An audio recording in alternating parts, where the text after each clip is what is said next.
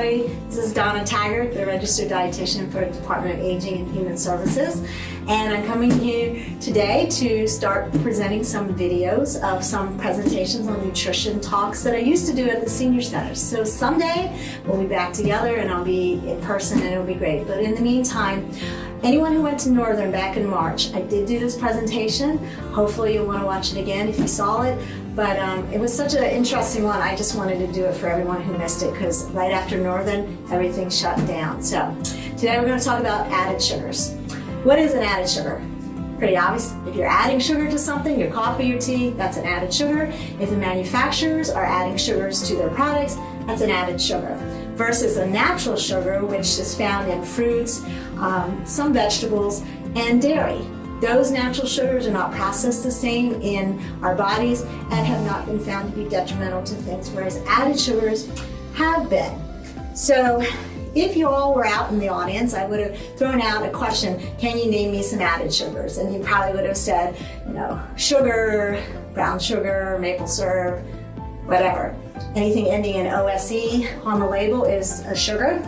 But believe it or not, there's over 60 or more added sugars to things in manufacturers. I have a few listed here. I'll read you a few that you might not recognize. Barley malt, brown rice syrup, cane juice. Let's see what else that will look familiar to me. Palm sugar, well that says sugar, sorghum syrup, fructose, you name it, there's a lot of things there. In the past, you had to be a detective. You had to know all these names because they were hidden on the labels. Thank goodness the new label that comes on, most manufacturers have converted to the new nutrition facts label. Added sugar is listed there, so you don't have to be a detective. You don't have to look at the ingredients and say, oh man, is that a sugar? I can't remember if that is. It's going to tell you how much added sugar. Most companies have complied with this. Small companies, I think, have another year, but for the most part, you're going to find added sugar on most labels. So why are added sugars so bad? Obvious ones are teeth decay, obesity, which has its own set of issues. Research has also found that added sugars are linked to overconsumption of it, I should say, cancers, heart disease, type 2 diabetes, Alzheimer's, depression, advanced aging, you name it. And this is all some concrete research. So much so that the American Heart Association said we're going to put out recommendations because this is not good for your heart. So here are their recommendations for women or children: 6 teaspoons a day of added sugar, that's about 25 grams, and men 9 teaspoons, 36 grams. So grams, what's that mean? Here's the trick. On the labels, it's going to just tell you grams. So unless you're good about keeping grams in your head, divide it by 4, and that gives you how many teaspoons, because 4 grams of sugar is a teaspoon. So let's see. Top 5 sources of added sugars are our drinks. Half of the actually added sugars are in our drinks. Baked products, dairy desserts, candy, and cereal. So I'm going to show you a few things and just might be an eye-opener. By the way, here is 6 teaspoons of sugar. You can see that, and 9 teaspoons for men. That's it. Okay, you go, oh gosh, I don't put that much in my tea and coffee. Well, let's just see. Let's look at some labels and stuff. Here's some 100% whole grain wheat thins. Hint of salt, low sodium. Sounds good, right? Well, on the label, added sugar is 4 grams of added sugar. That's 1 teaspoon of sugar in the serving of 8 little thin crackers. So, good idea is to look for alternatives if you can. Reading labels, we all know, is so important.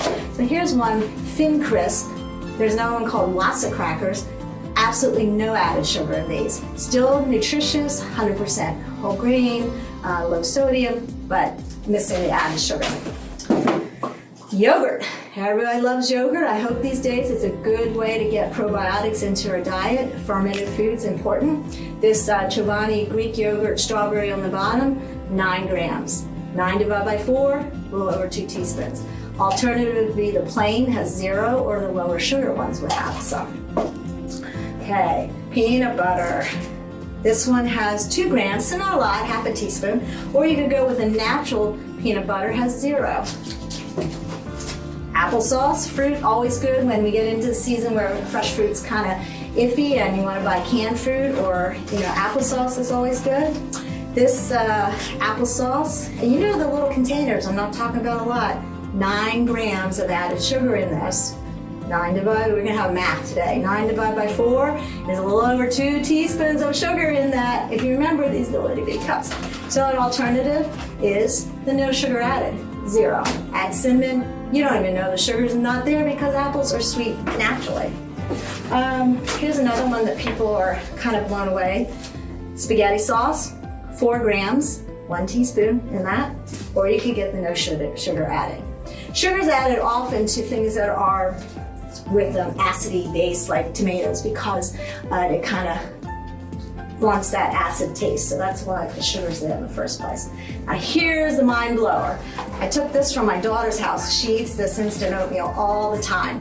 1 packet, 12 grams of added sugar. 12 divided by 4, 3 teaspoons in a little packet. My son-in-law eats 2 of these, so he's already up to 6 teaspoons. He's only allowed to have 9 for the whole day, so very crazy. So instead, you could make your own oatmeal, and people say, well, this is so much easier. This has directions to do it in the microwave, so no sugar added to it. You add the sugar, so you control. Okay, can't eat your oatmeal without sugar. A teaspoon of brown sugar versus 3, so much better. Or sweeten it with fruit, bananas, apples chopped up. You might not need any sugar at all. So these are just a few of those mind-blowing things, and you'd be amazed just how many things. So I'm going to show you. We're going to do a little experiment here. Keep in mind how much you should have. This is sugar. Okay, so we're going to do a breakfast, and I'm going to show you how much sugar throughout the day.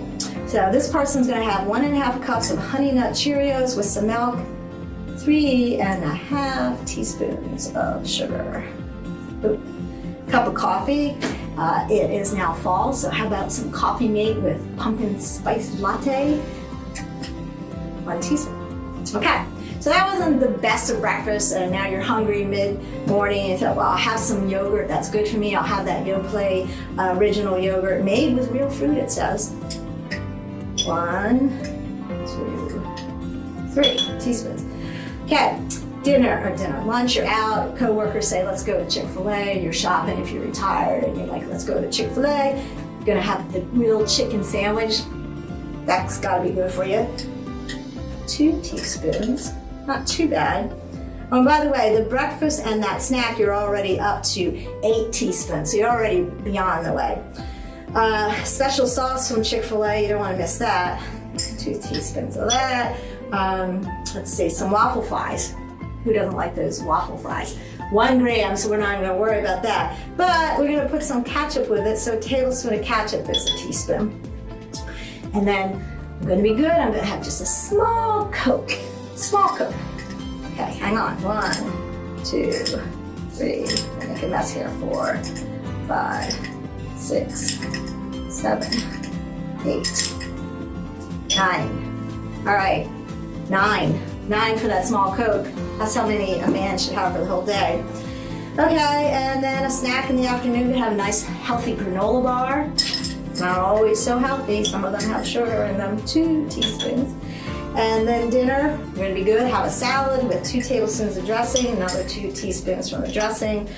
Chicken teriyaki with rice and broccoli. The teriyaki sauce is gonna do you in with 3 more teaspoons. 16 ounces of sweet tea. Well, wow, I don't even have the sugar for that, so let's go half that amount, 8 ounce a cup, and that's 5. I may not even have that too. Well, here we go. All right. Didn't even get any dessert. Ice cream, half cup of ice cream, 3 teaspoons. 3 Chicks Ahoy, 3 teaspoons. This thing here is full of 34 teaspoons of sugar, and it didn't really sound that bad of a day except for that Coke, so you can see how easily. So instead of going back to breakfast, maybe look for a cereal that didn't have as much sugar in it. There's lots of cereals out there. Look at the labels, find something you like, make your own oatmeal. Maybe switch, and I'm going to talk about sugar substitutes in a minute, but that Coffee Mate, they have a pumpkin spice sugar-free, so maybe that, or use the sugar substitutes in your coffee or tea, or try doing it without it. The snack, again, look for a yogurt that has no sugar or low sugar. The no sugar ones, I add frozen berries to it. zap them in the microwave, put it with the yogurt, and it's sweetened with the natural sugar instead of added. Nothing wrong with going, I mean, it's not the best to go out to eat all the time, especially at fast foods, but that grilled chicken sandwich wasn't bad. Skipping the sauce, skipping the ketchup, you would have been a whole lot better, and definitely not have the Coke. Have water. Remember, half of our added sugar comes from all our drinks and stuff. Instead of that granola bar, which was, you know, nuts and seeds and stuff, make your own little unsalted nuts, some seeds, and don't make it and eat it like that, and don't have the granola bar. You know, what's holding that granola bar together is usually the sugar or a maple syrup or something. Now, that is one myth. I'm going to tell you, I had some myths here. One was myth, honey is better, maple syrup better than sugar. Well, guess what? Unfortunately, it's still added sugar, whether it's got a little bit more nutrition in it, which technically isn't true because you'd have to eat a cup of honey to get the benefits from honey. So that's a lot of honey. I don't think anybody's going to do that. It's still, all these added sugars count as added sugars. So instead of, you know, using granola bars, even if they're using some good type sugar, it's still added sugar to our bodies. Dinner, the salad was great. Make your own dressing. Olive oil and a good balsamic vinegar, and you have no sugar added. Or look for ones that don't have much sugar. A lot of the salad dressings have a lot of sugar, unfortunately. That teriyaki sauce is what did it with the chicken. So maybe have a plain chicken with just some seasonings on it without the sticky sweet sauce. And of course the sweet tea. Okay? So dessert, always a good idea, fresh fruit. Fresh fruit is packaged differently. It's got fiber in it, so it's not going to be, because that's another myth that I had here. People say to me, fruit has sugar in it, so I'm not going to eat it, I'm going to avoid it. The difference is sugar, the natural sugar in fruit is packaged differently. It's got fiber wrapped up with it if you're eating it fresh, and it's going to be utilized by your body differently. So that's why we don't worry about the natural sugars that are in. And same with milk. There's a natural sugar in milk. It's not used in our body the same way in process. So let's kind of talk about some sugar substitutes real quick. That's got big controversy. I almost don't even want to talk about it.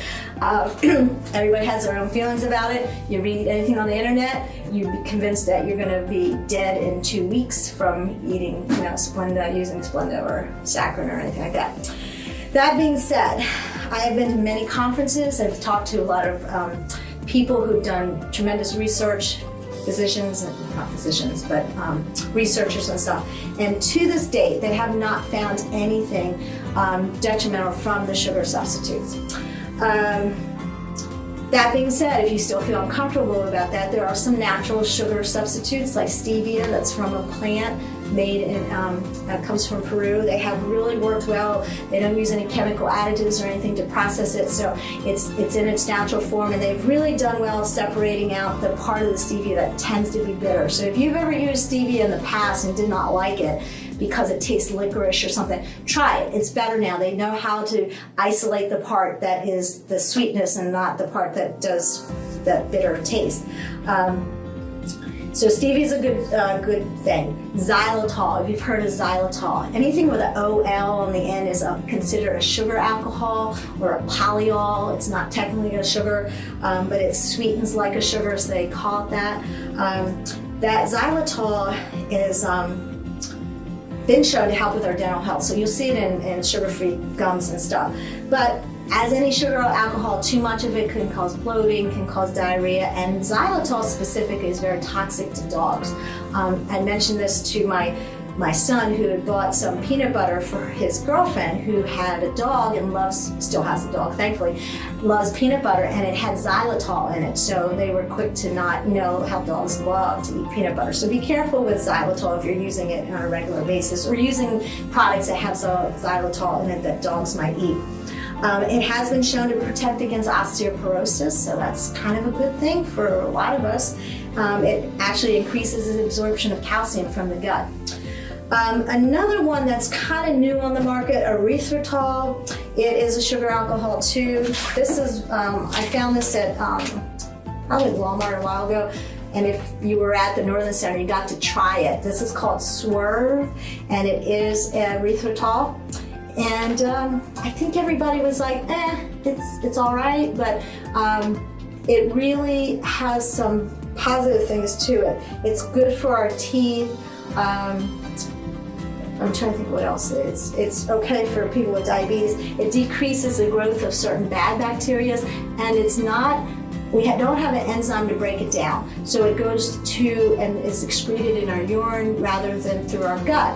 Whereas a lot of sugar substitutes are processed in the gut, and that is one concern that they're still doing research on is it interfering with those bacteria that live in our gut?